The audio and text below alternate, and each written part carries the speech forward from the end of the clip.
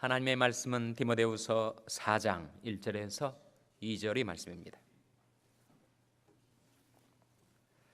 신약성경 346면 디모데후서 4장 1절에서 2절의 말씀을 찾아서 함께 봉독하시겠습니다.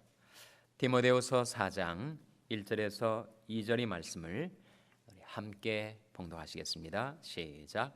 하나님 앞과 산자와 죽은 자를 심판하실 그리스도 예수 앞에서 그의 나타나실 것과 그의 나라를 두고 엄히 명하노니 너는 말씀을 전파하라. 때를 얻든지 못 얻든지 항상 힘쓰라. 범사의 오래 참과 가르침으로 경책하며 경계하며 권하라. 아멘. 할렐루야. 저에게 평강의 복을 교훈하는 마음으로 샬롬 인사 나누시기 바랍니다. 샬롬. 샬롬. 오늘도 수요예배 여러분 잘 나오셨습니다.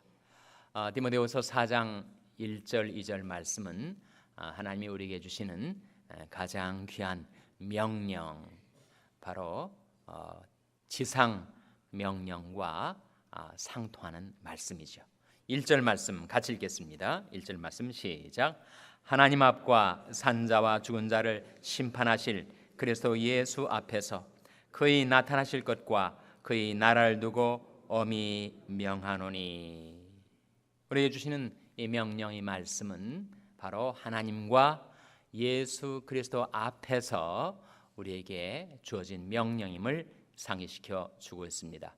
우리 주 예수 그리스도는 창조자이시고 구속자이시고 동시에 심판자이십니다.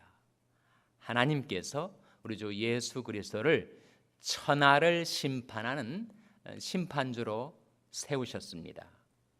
그래서 알지 못하던 시대에는 이 세상 사람들로 자기 길을 다니게 묵인하셨지만 이제는 어디든지 사람을 명하셔서 다 회개하라 하나님께서 명하신 것입니다. 그 이유는 하나님께서 천하를 공의로 심판한 날을 작정하시고 예수 그리스도를 죽은 자 가운데서 다시 살려내심으로써 모든 사람들에게 믿을 만한 증거를 주신 것입니다. 사도행전 17장 30절 31절 한번 펴보시기 바랍니다. 사도행전 17장 30절 31절 말씀, 그 말씀 가운데 하나님의 뜻이 무엇인지 또 우리 주 예수 그리스도는 누구신지를 밝혀주고 있는 말씀입니다. 신약성경 217면 사도행전 17장 30절 31절 말씀 우리 찾아서 함께 읽겠습니다. 신약성경 217면 사도행전 17장 30절 31절 말씀을 우리 다 같이 읽으시겠습니다. 시작. 알지 못하던 시대에는 하나님이 허물치 아니하셨거니와 이제는 어디든지 사람을 다 명하사 회개하라 하셨으니 이는 정하신 사람으로 하여금 천하를 공의로 심판할 날을 작정하시고 이에 저를 죽은 자 가운데서 다시 살리신 것으로 모든 사람에게 믿을 만한 증거를 주셨음이니라 하니라. 이 말씀 속에 알지 못하던 시대에는 하나님이 허물칠 않으셨다 하셨어요. 그래서 전도하다 보면 가끔 그렇게 묻는 사람들이 있죠. 이순신 장군은 구원을 받았습니까? 세종대왕은 구원을 받았습니까? 그런 질문을 가끔 하는 거예요. 그러니까 우리 한국인이 의식 속에 정말 의로운 사람 2명을 꼽자면 바로 그 2분을 생각하는 것이 아닌가. 그분들은 복음 이미 우리 한국에 전파되기 전에 사셨던 당대의 의인이었으니까 그들이 예수 그리스도의 복음을 듣지 않은 상태에서 죽은 것이 분명한데 그 사람들의 운명은 어떻게 되는 것인가라는 호기심, 궁금증이 있는 거죠. 그것은 이해가 되는 것입니다. 근데 문제는 그 이순신장과 세종대왕을 예로 들면서 거기에서 자기가 믿지 않아도 될 정당성을 확인받고 싶어하는 마음이 있는 겁니다.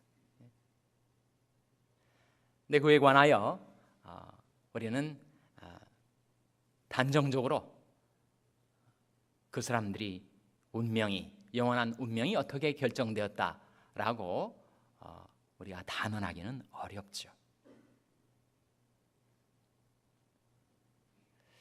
이 사도행전 11장 30절 말씀을 보면 알지 못하던 시대에는 하나님이 허물지 않으셨다. 그렇다면 복음을 듣지 못한 시대를 살았던 사람들은 그 사람들은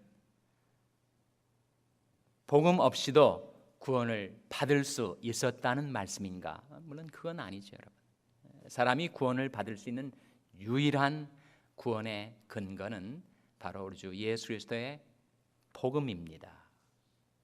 오히려 이 말씀의 의미는 하나님께서 한 사람의 생애를 심판하실 때 정상을 참작하신다는 거죠.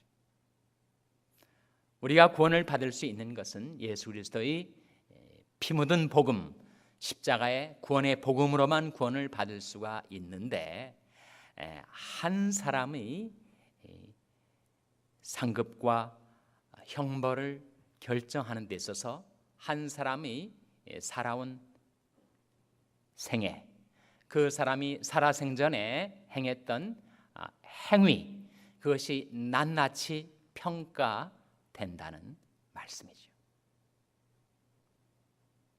그래서 그 사람들이 질문에 대해서 그 호기심을 충분히 만족시켜 줄 수 있는 그런 확실한 대답을 우리가 다 들려줄 수는 없지만, 그러나 분명한 것은 하나님께서는 한 사람 한 사람이 생애를 각기 정상을 참작하여 심판하시고, 한 인간이 구원을 받게 되는 것은 오직 예수 그리스도의 구원이 복음을 통해서만 구원을 받는다는 사실을 우리가 확인시켜 줄 수가 있습니다. 그래서 자꾸 다른 사람들을 핑계로 삼아서 자신이 믿지 않음을 정당화하지 말고, 그들에게는 복음이 전파될 기회가 주어지지 않았지만 당신은 지금 이 구원의 복음을 듣는 것이 아니요 라고 우리가 도전을 할 수가 있는 것이죠. 이 말씀 속에 이는 정하신 사람으로 하여금 했을 때 이 정하신 사람은 누구를 가리킬까요, 여러분? 누구를 가리킵니까? 바로 예수 그리스도를 가리키죠. 하나님께서 예수 그리스도를 천하를 공의로 심판하시는 심판주로 정해 놓으셨다는 겁니다. 그리고 그를 죽은 자 가운데서 다시 살리신 것으로 모든 사람에게 믿을 만한 증거를 주셨다는 거죠.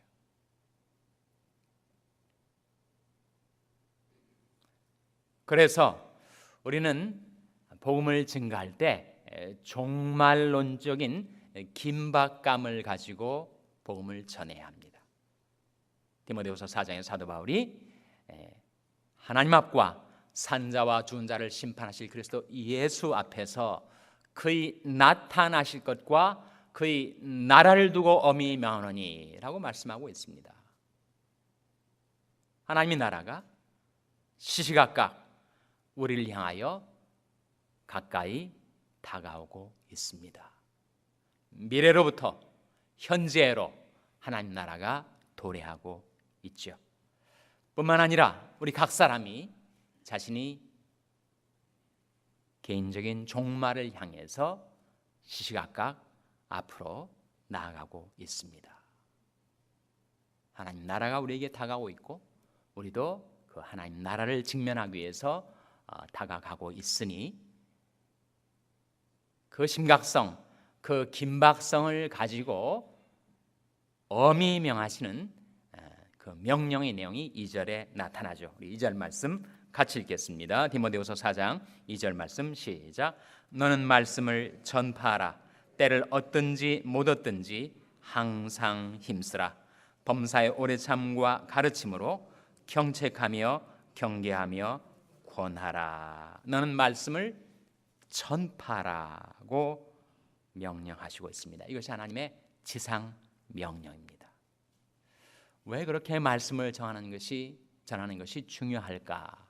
그것은 사람은 그 말씀을 듣질 않으면 구원받지 못하기 때문에, 아무리 세상적인 기준으로 의롭게 산 당대의 의인이라 할지라도 하나님의 구원의 복음, 하나님의 생명의 말씀을 듣지 않고 믿질 않으면 구원받지 못하게 되니까 너는 말씀을 전파하라. 때를 얻든지 못 얻든지, 그 의미는 그 복음을 전파하기가 우호적이든지 우호적이지 않든지 간에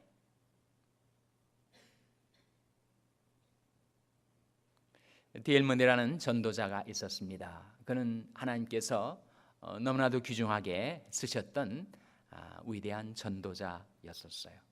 자기 마음속에 작정을 한 가지 했는데, 내가 하루에 한 사람에게 전도하지 않고는 잠을 자지 않겠다, 이 결심을 한 거예요.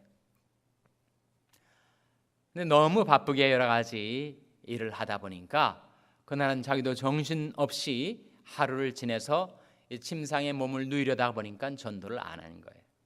그래서 옷을 주섬주섬 집어 입고 나서 길거리에 나가서 처음 만나는 사람에게 전도를 하려고 시도를 했는데, 그 사람이 술이 취했단 말이에요. 술 취한 사람이 자기한테 다가와서 회개하라고, 예수 믿으라고, 그래야 구원받는다고 하는 말을 듣고 아주 화가 난 겁니다.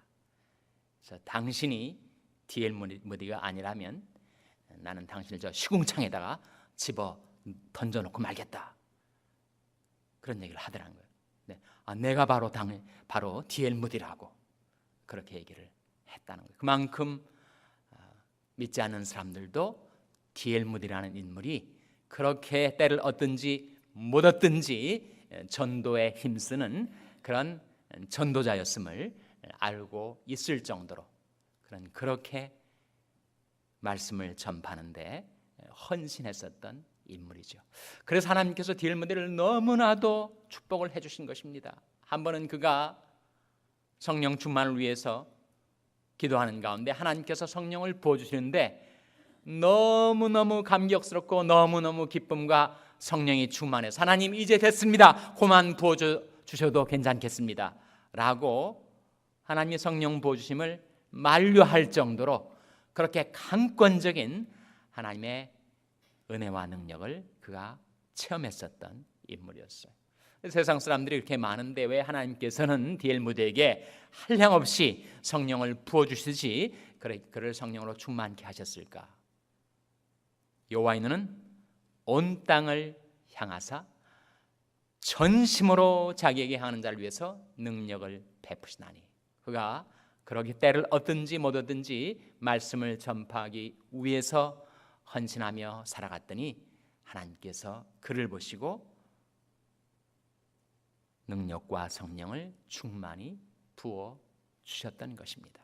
그래서 너는 말씀을 전파하라. 때를 얻든지 못 얻든지 항상 힘쓰라. 범사에 오래 참음과 가르침으로 경책하며 경계하며 권하라. 이 말씀 속에 하나님의 말씀을 전파하고 가르치는 자에게 꼭 필요한 한 가지 조건이 있다는 것입니다. 그것은 무엇일까요? 그것은 바로 오래 참음입니다. 오래 참음. 때때로 전도하다가 싸우는 사람이죠. 당신 왜 지금 내가 이렇게 열심히 전도를 했는데 아직도 안 믿고 있는 거냐고, 전도하다가 말다툼을 하고 전도하다가 싸우는 경우가 있어요. 이것은 정말 역효과입니다, 여러분. 그래서 하나님의 말씀을 가르치고 전파하는 자에게 가장 필요한 것은 오래 참음이에요. 사랑의 15가지 특성 중에서 첫 번째가 무엇이었습니까? 사랑은 오래 참고. 우리 자녀들도 마찬가지죠. 자녀들에게 하나님의 말씀을 가르치고 타이르고 할 때에도 우리가 오래 참지 못하면 자녀들은 실망합니다. 성질 같아서는 화를 내고 분통을 터뜨리고 싶지만 그것은 역효과. 그것은 차라리 말씀을 가르치지 않는 것이 나을 수 있다는 거죠. 그래서 우리가 하나님의 말씀을 맡아서 그 말씀을 전파하며 살아갈 때 나는 잘 못하지만 하나님의 사랑은 오래 참는 것이기에 우리는 그 영혼을 불쌍히 여겨달라고 하나님 앞에 기도하는 마음으로 아무리 화가 나는 일이 있어도 오래 참아야 됩니다. 만일 전도하면서 오래 참지 못하면 우리는 전도에 실패하게 되는 거죠. 누군가가 내게 와서 정말 어떻게 구원받는 것입니까? 어떻게 예수 믿는 것입니까? 예수를 믿는다는 것이 도대체 어떻게 하는 것을 말하는 것입니까? 이런 질문을 해올 때 우리가 준비를 하고 살아야 되는데 어떻게 준비하는가? 베드로전서 3장 15절 말씀 한번 보시기 바랍니다. 베드로전서 3장 15절 말씀은 신약성경 379면입니다. 신약성경 379면 베드로전서 3장 15절 말씀 우리 찾아서 같이 읽겠습니다. 베드로전서 3장 15절 말씀 같이 읽겠습니다. 시작. 너희는 마음에 그리스도를 주로 삼아 거룩하게 하고 너희 속에 있는 소망에 관한 이유를 묻는 자들에게는 대답할 것을 항상 예비하되 온유와 두려움으로 하고 너희 마음에 그리스도를 주로 삼아 거룩하게 하라. 너희 속에 있는 소망에 관한 이유를 묻는 자들이 다가올 때가 있을 것이다. 그때를 대비해서 대답할 것을 항상 준비하고 살아가되 무엇과 무엇으로 하고 라고 말씀하고 있습니까? 온유와 두려움으로 하고 온유함 그리고 아무리 상대방이 나를 화가 나게 만들어도 오래 참지 못하면 나는 이 전도에 실패하고 마는 것이니까 그 영혼이 구원받을 수 있는 길을 내가 가로막을 수 있는 것이니까 그렇게 실패하지 않도록 두려움으로 준비하며 살아가라 하는 말씀이죠. 사실 인간이 아무리 말을 잘하고 언변이 좋고 수완이 있고 설득력이 있다고 우리가 전하는 말로 천하보다 귀한 한 영혼을 구원할 수 없습니다. 한 영혼이 구원을 받는 것은 내가 전도할 때 내 배후에서 역사하시는 성령의 역사로 인해서 그가 깨달음을 얻고 회개하고 예수 믿게 되는 것이죠.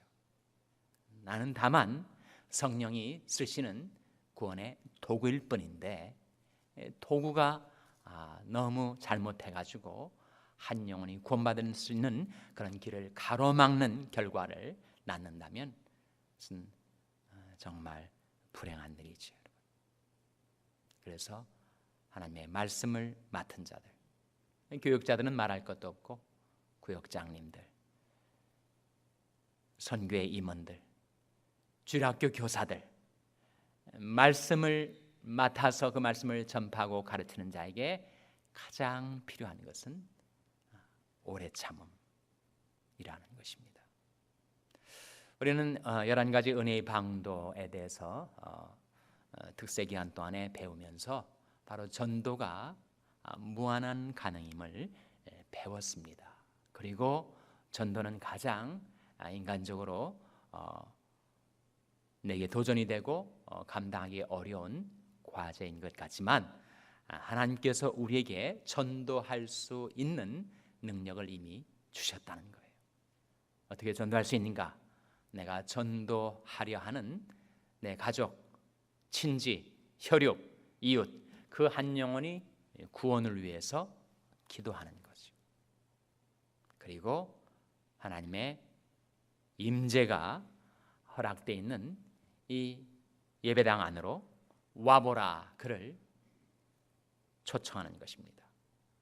그리고 내가 능수능란하게 전도할 수는 없지만 내가 믿은 예수, 내가 만난 예수, 내가 믿기 전에는 이렇게 살아왔는데 내가 믿은 후에 이렇게 평안을 누리게 되었다.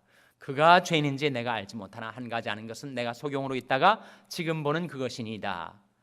내가 만난 예수에 대한 나의 예수 믿기 이전과 이후의 삶에 대한 변화를 간증하는 것, 그리고 내가 그의 속사정 그가 처한 삶의 조건을 다 알지 못하지만 하나님의 말씀은 살아있고 운동력이 있어서 그 말씀을 전달할 때 그 말씀이 그 영혼을 구원할 수 있으리라는 확신을 가지고 내가 배운 말씀, 내가 깨달은 말씀, 내가 은혜 받은 말씀, 그 말씀을 성경을 펼쳐서 그에게 읽어주는 거죠. 인간적으로 생각한다면 왜 느닷없이 문맥에도 안 맞게 그렇게 성경을 인용하는가 궁금증을 불러일으켰을지 몰라도 내가 깨달은 말씀, 내게 은혜 주었던 그 말씀을 실제로 성경책을 펼쳐서 그에게 읽어보게 하는 것입니다.